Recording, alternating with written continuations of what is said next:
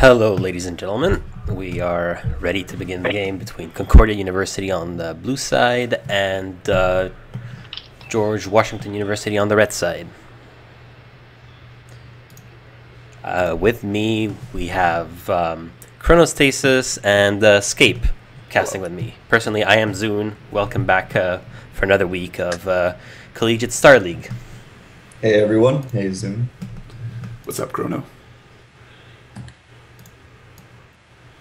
Alright, right off the bat. Rek'Sai, Fiora, Soraka, that's interesting.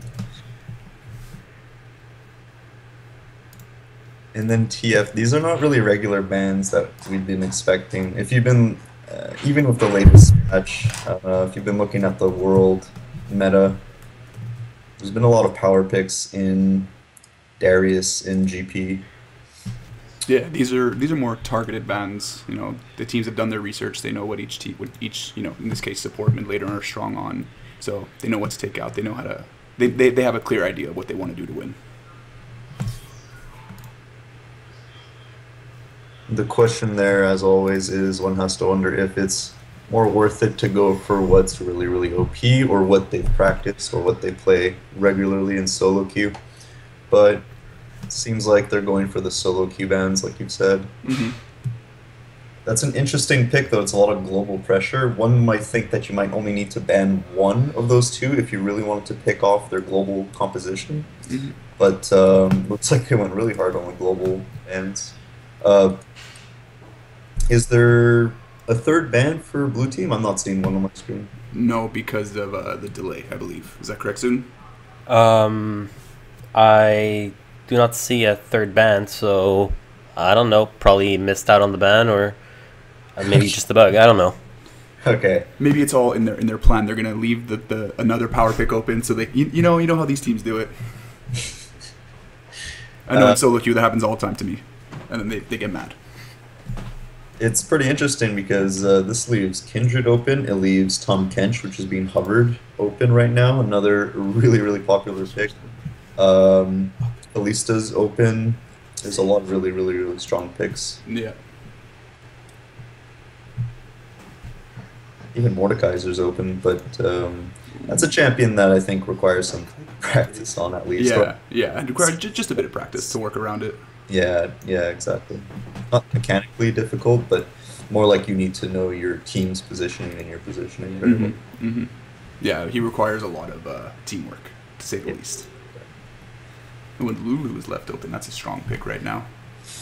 With Elisa, I like that into each other. They complement each other really well, and they can fit into a lot of compositions, like Deathball or Siege compositions. They don't really belong to one kind or another. Mm-hmm. We do have an interesting bot lane, though, for purple team. We have Tom Kench and Lucian being picked out. Well, pretty good skirmishes, let's say. It could be a flex Tom Kench.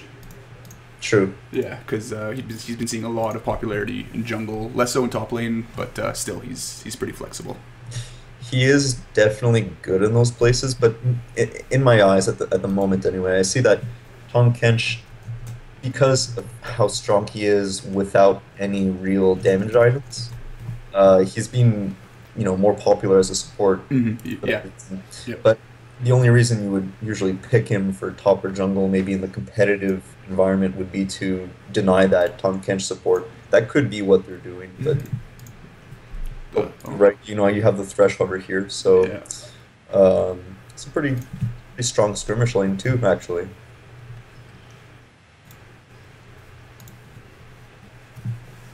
Alright, so let's see if they pick what they pick. That'll pretty much tell us where Tom Kench is going. Because I'm assuming, as most teams on purple side do, is they leave their mid laner for last to be able to counter pick. And yep, it looks like it's going to be a Tom Kench top lane. Mm-hmm. Interesting.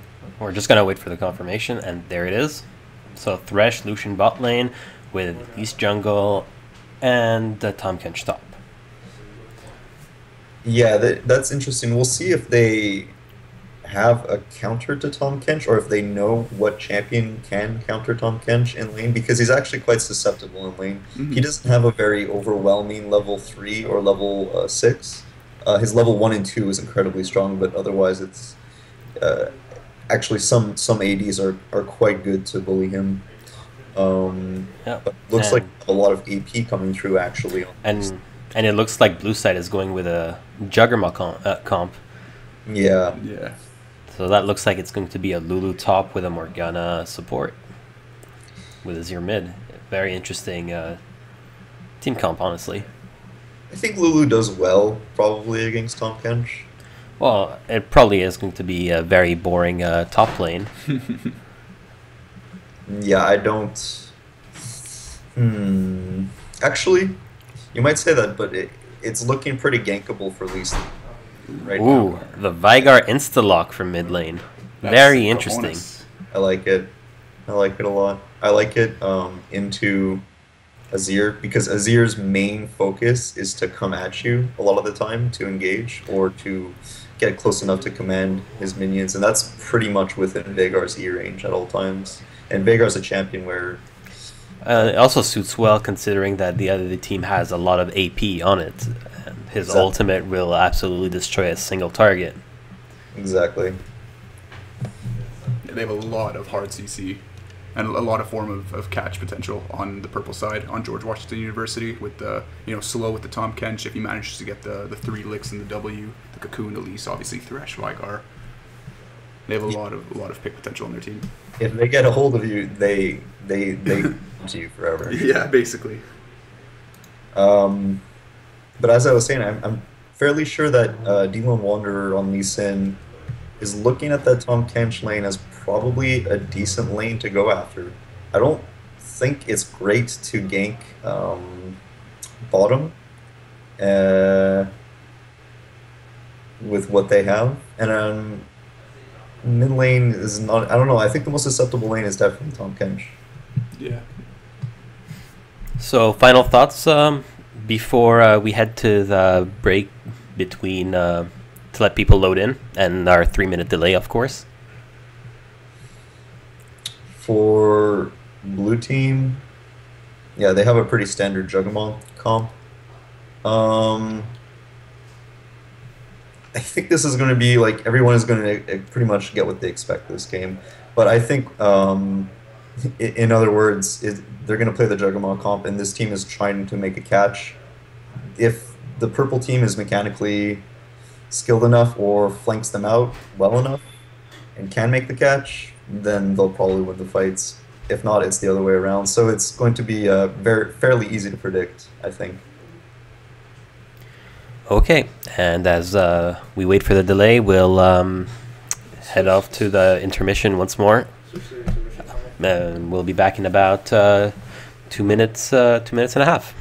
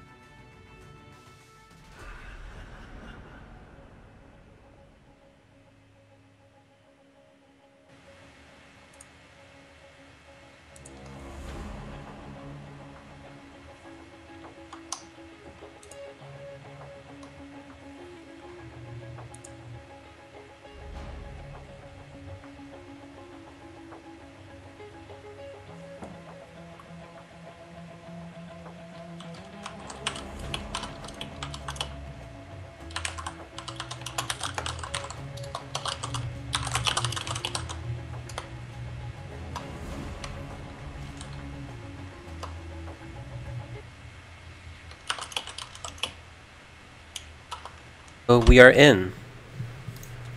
You have to tell Chronostasis. So, weird delay that, there we go. There we go. Teams are going to be spawning, and we'll just be quickly sorting out where people are on our, Nifty little scoreboard. little scoreboard.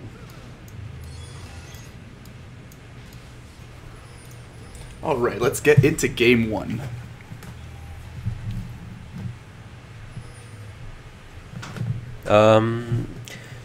Let's see. So, Concordia University going together on bot lane side, and George Washington doing the same thing on the other side. So they will probably meet each other right now, and I think they've been spotted. So nothing's going to happen out of that. No, Elise took her Q level 1. She won't have that cocoon for the easy level 1 engage, obviously, but Thresh hasn't ranked up a skill yet. Could get a Q. They are all in that brush over here. Looks like they're not going to risk anything. They're actually painting up top, so... Nope, no shenanigans.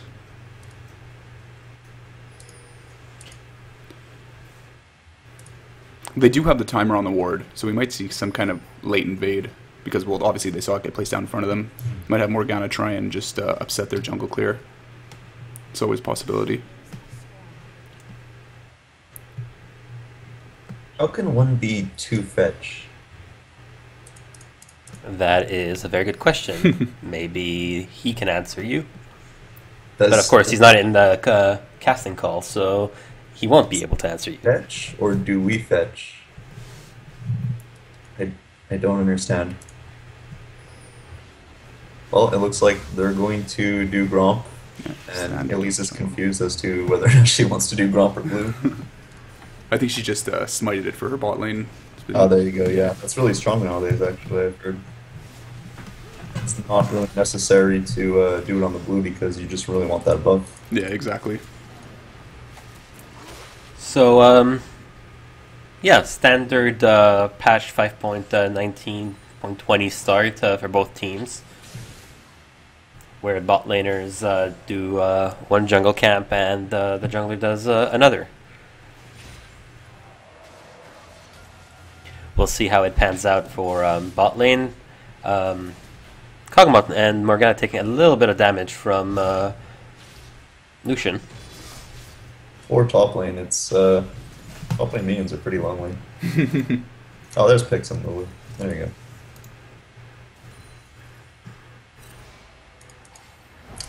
go. Ooh, yep.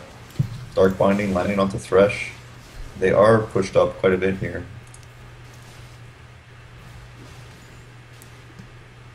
And I don't think we're going to see much action until the junglers get their first clear done, until we get the double buffs, and Elise does get that cocoon, because while they, like we said before, they do have a lot of CC, the waves and the lanes just aren't in a position to be ganked properly. Yeah, but this bot lane does have a lot of kill pressure with Morgana and Thresh, those kinds of supports. Mm-hmm. Yep.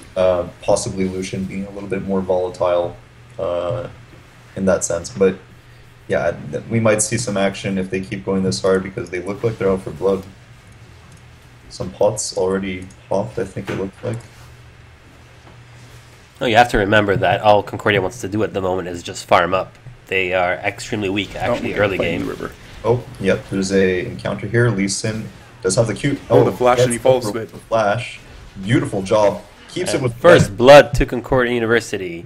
Nicely done. Engineered Dia picks up the kill on his Azir. Gets the double buffs. That was a slight misplay on Elise's part. She should have looked at the debuff and waited for the timer to run out before flashing because, yeah, that's what happens.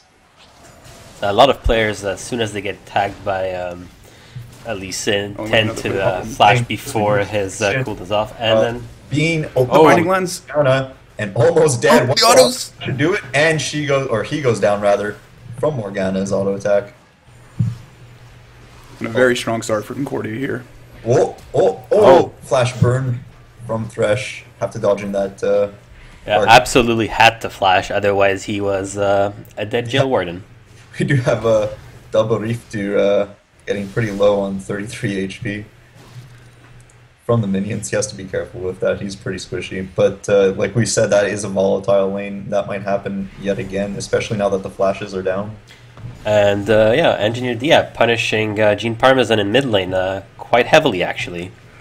Those double busts are really helping out. Damage is quite significant. Meanwhile, in top lane, it's, as I said, it's a wet It's noodle top lane. fight. So, Vigar actually teleporting back mid lane, so that cooldown's down. Still has to farm under turret due to Azir soldiers harassing him quite a bit. Yeah, putting a lot of pressure on him. Let's see if Lee Sin can do something maybe around this area, but we do have Elise coming up. She decided to move past the stun scuttle, going to visit Lee Sin, I think. No, it looks like she's trying to set up a gank, but this is not looking good. Lee Sin's right around the corner. Uh-oh. He is moving away, though. Elise still has no flash, so if something were to happen, but Elise is very far away, so Might not matter. It looks like Diab does have his cooldown, so he could be okay here. Oh, the wall stun does hit, happens. though. The W comes down and does hit as well, but the cocoon doesn't land. It was a little bit, mistimed. Should have came out a little bit earlier, started walking when the circle was being summoned. But instead, they'll just go for that river control. Maybe try and prevent or do a dragon. The pink ward, clearing out the try in the bottom lane. Top lane, like you guys said, fairly stagnant though. yeah. Gank's just shooting away. Wonder if you should go AD runes. on As Lulu. Lulu, Yeah. I can see the theory behind it. Since you're in a range versus melee matchup, you're already harassing so Yeah. much with autos. Even if you just run hybrid pen, I think that's good enough. Yeah, that's what I've been doing, but I wonder maybe if you can just annoy them enough for the first few levels. Azir trying to go back in mid lane to get his first few items. CS overall, every lane is fairly even. Hence, the goal differential really just on the kills and the assists that Concordia picked up early on. Very calm game overall, though. Which is exactly what Concordia wants. Like Yeah, you but said I mean, before. unlike last week where yeah. it was an absolute bloodbath from Yeah. minute 1 to minute 40. It's a calm game, and also Concordia is getting the gold lead. So yeah, it is very much in their favor right now, but it's only a 2k gold lead. It's a lot for 8 minutes, I think, but still a ways to go. And of course, the later the game goes, the less goal difference actually means. Yeah, I believe it's going to be like this till the first dragon fight. I don't think, aside from maybe a couple more kills in the lane, that's when it's going to spark is the dragon fight.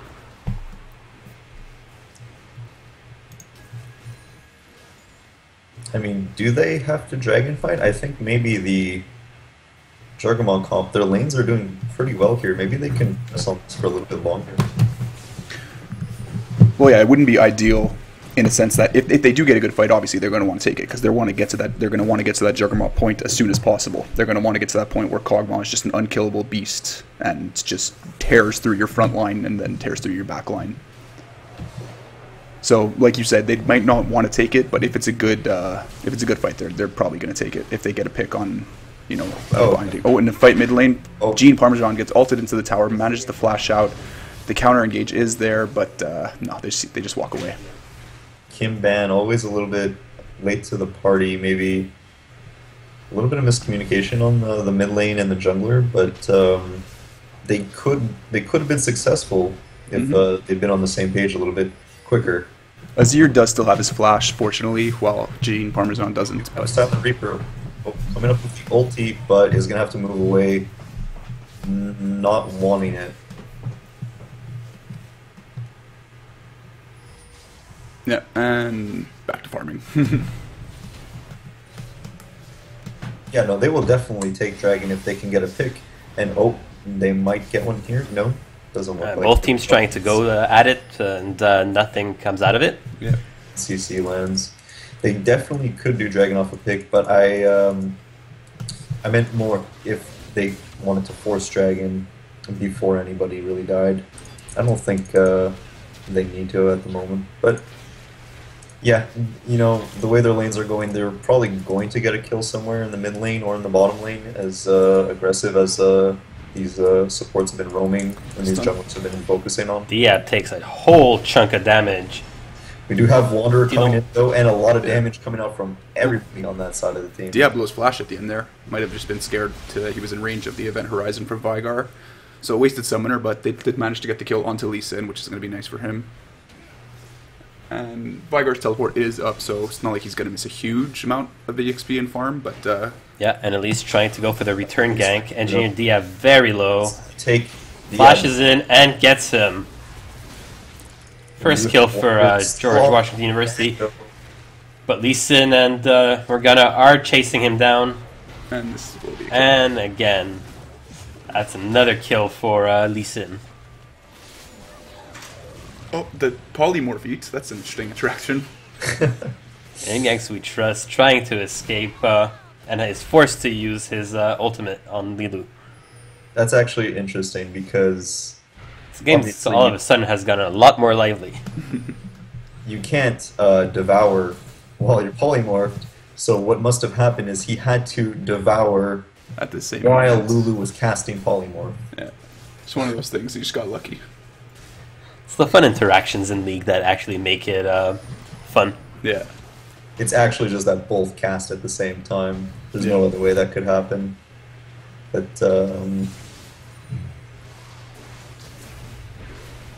But we're starting to see a small goal lead whilst Diab Diab gets taking exploded. absolutely a chunk of damage. 1 for 1. However, Concordia does get an assist, so a bit more gold on that side. Looks like mid lane's going to turn into a bloodbath. Oh. D-Lone Wanderer might pick up another kill, and he does. 4-0-1 on Concordia's jungler. Very, very strong. They managed to snowball that. That can be pretty good for them. He can get the insects onto the carries.